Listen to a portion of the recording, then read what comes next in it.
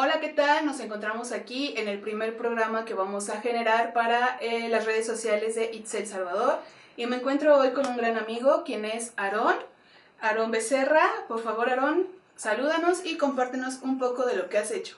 Hola, buenas tardes, mi nombre es Aarón Becerra y pues bueno, yo estudié psicología, estudié 2 maestrías de Reiki y par biomagnético también en la escuela de Chapingo, en la Universidad de Chapingo, y pues desde pequeño pues aprendí mucho acerca de lo que era la meditación, la práctica, y pues bueno, me he inundado de ese tema por el cual pues sí lo conozco bastante bien. Pues bueno, el tema de hoy es hablar de mindfulness, que es alguna de las herramientas que nos sirven a algunas personas para salir adelante sobre algunas situaciones mentales.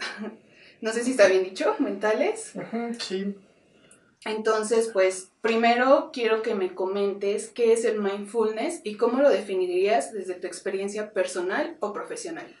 Sí, lo que es el mindfulness, pues la base es la meditación, es el aquí y el ahora, es la atención plena, pues en cada momento, algo que casi nunca tenemos, siempre estamos muy inmiscuidos en todo lo que es los pensamientos, las emociones, entonces lo que es el mindfulness como tal es la atención plena. ¿Y cuál es el origen del mindfulness y cómo ha llegado a practicarse en contextos como la psicoterapia o en la vida cotidiana? Lo que es la práctica mezclado, bueno, la base es la meditación como tal. La meditación y viene la base, pues es budista, puede ser hinduista, y pues eso es algo muy antiguo, también desde Lao Tse, que hablaba acerca del vacío. Entonces la meditación pues podría ser un dogma religioso, y el mindfulness no, el mindfulness es totalmente practicar el aquí y el ahora, y pues mezclado con lo que es la psicoterapia, pues han habido varias técnicas en las cuales se utiliza poner la atención en algo para poder cambiar nuestro estado de ánimo. ¿Hay alguna diferencia entre mindfulness y meditación? Pues sí, lo que habíamos comentado, lo que es la meditación como tal, pues viene desde una raíz. Lo más básico que podemos ver pues es la meditación budista, y por ejemplo allá vienen varios términos, como por ejemplo que es Sanyama, ¿no? Sanyama es poner la atención, por ejemplo, en el corazón, en los oídos, en lo que escuchamos, en nuestra respiración. Por ejemplo, voy a hacer Sanyama en mi estómago.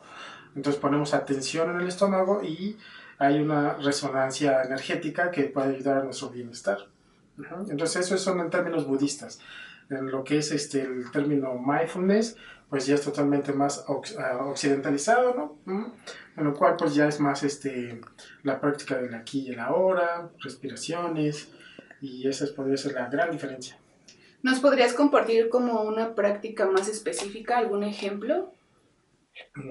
Por ejemplo, en cuestiones de cuando uno se siente estresado, por ejemplo, este, practicamos una técnica que es el 3-3-3, ¿no? Por ejemplo, si vamos en la calle y tenemos ansiedad, lo recomendable es primero ver 3 cosas, ¿no?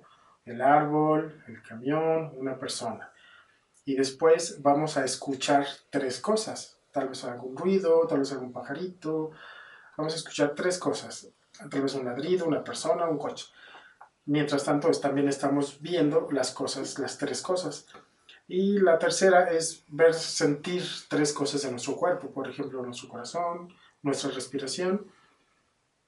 Y esa pues es algo que nos puede ayudar en la vida cotidiana para sentirnos bien en un determinado momento. Como sabemos, pues como que la mayoría de las personas estamos como siempre atravesando situaciones, estrés, estamos pensando todo el tiempo a futuro o en el pasado. ¿Cuánto tiempo recomiendas tú que se deba practicar el mindfulness para poder llegar a tener una conciencia más plena? Pues no hay como lo que pasa es que ya lo que es mindfulness, meditación, ya entramos como que en zonas más subjetivas.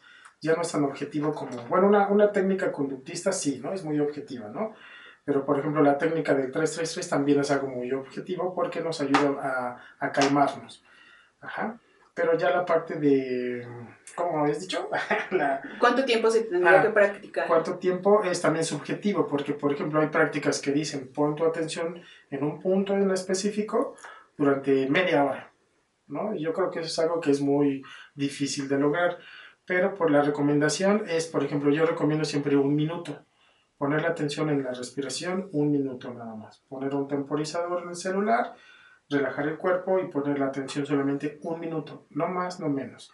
No sé, 3 veces al día, 2 veces al día, y eso va a ir condicionando más a, a la mente a que entre en ese espacio de silencio.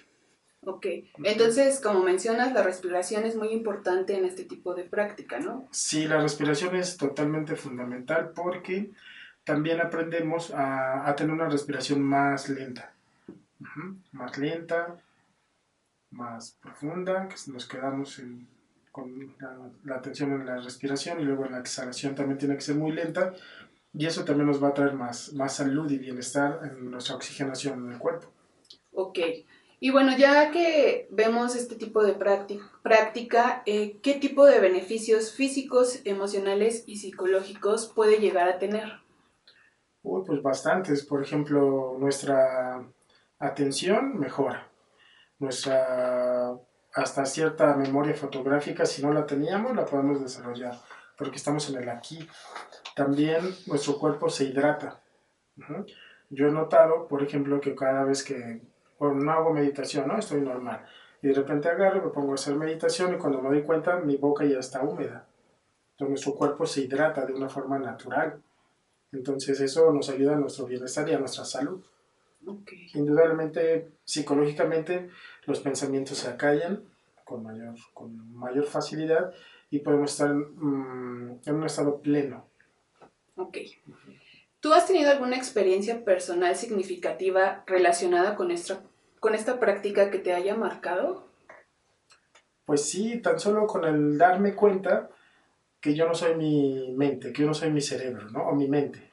Yo no soy el que está pensando, sino aquí ya estoy en una gran diferencia entre estar en el ser y estar en el ego. Ya son dos posturas muy diferentes, pero muy importante saber que hay momentos que estamos en el ser, que es cuando se activa el observador y el observador está atento de todo, cada momento. Entonces, cuando tú estás despierto, te vas hasta en los sueños despierto. Puedes tener un sueño lúcido, pero eso es algo también ya subjetivo, ¿no? Pero es algo que, por ejemplo, para mí me ha marcado mucho porque me doy cuenta que del otro lado hay mucha información y mucha sabiduría, ¿no? En la no mente. Entonces, eso para mí es estar como hasta arriba, ¿no? Hasta el top de toda la vida y así, ¿no? Y suelen pasar muchas experiencias como sentir la eternidad. Bueno, a mí me pasó una vez de sentir la eternidad total de toda una vida eterna, ¿no? Sino que no hay muerte ni nacimiento, sino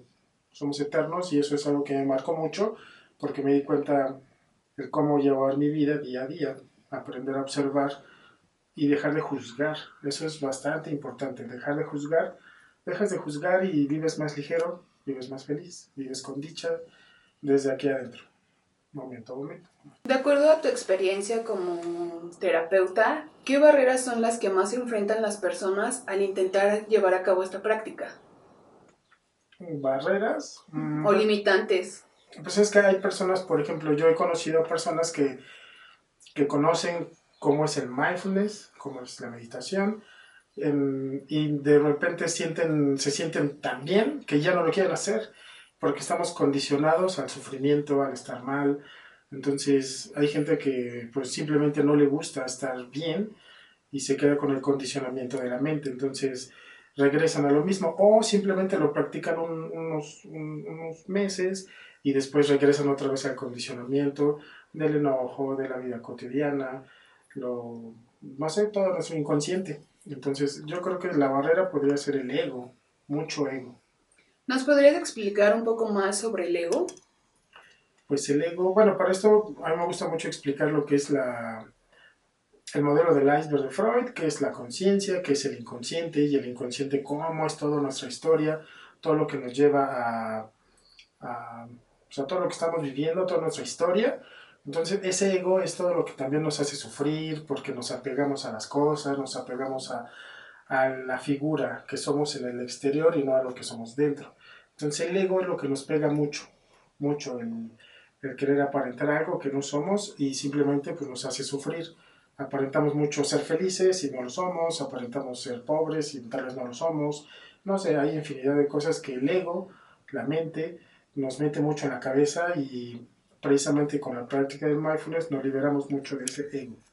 ¿Cómo crees que se pueda mantener la constancia en un mundo tan acelerado y tan lleno de distracciones? La práctica. Yo siempre recomiendo practicar constantemente, pero también recomiendo mucho lo que es teoría práctica. Okay. Teoría práctica, o sea, siempre la meditación o el mindfulness no lo vamos a entender nada más practicándolo, sino también un poco de teoría. Yo recomiendo mucho Eckhart Tolle, por ejemplo, el libro del silencio habla. Ese es muy bueno para irlo leer, entender el contexto de lo que queremos sentir o estamos sintiendo y practicar el silencio. Practicar el silencio, leer un poco, practicar el silencio, leer un poco y eso pues da bastantes beneficios y nos ayuda mucho a entender y a sentir que es el vacío, la quietud.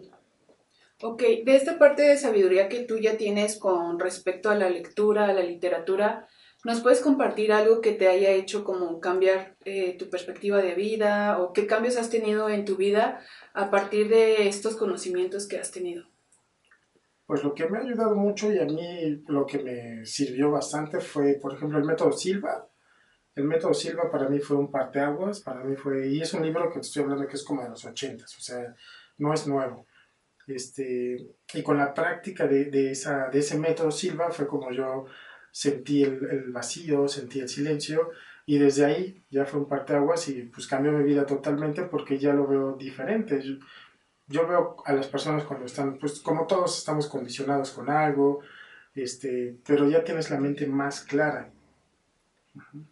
Esta parte de la práctica del silencio, yo lo entiendo como esta parte de mantener nuestros pensamientos como en pausa. ¿A eso te refieres? Ajá, en pausa, pero se siente, energéticamente se siente. O sea, podemos nosotros estar como de baja vibra, podemos estar enojados, podemos estar molestos, podemos tener ansiedad o tener muchos pensamientos y de repente, a ver, acallamos la mente, nos ponemos en un estado automático de observación y dejamos ir esos pensamientos. Ahora hay algo bien importante que es estamos acostumbrados, condicionados de que sumamos cosas, sumamos conocimientos, sumamos personas, sumamos problemas, sumamos experiencia y aquí lo importante es restar, en vez de sumar, restar. Entonces, para todo este camino de la meditación hay que entender, o del mindfulness, hay que entender que hay que aprender a restar cosas, nuestra vida, de situaciones, personas que no queremos, situaciones difíciles, hay que aprender a restarlas.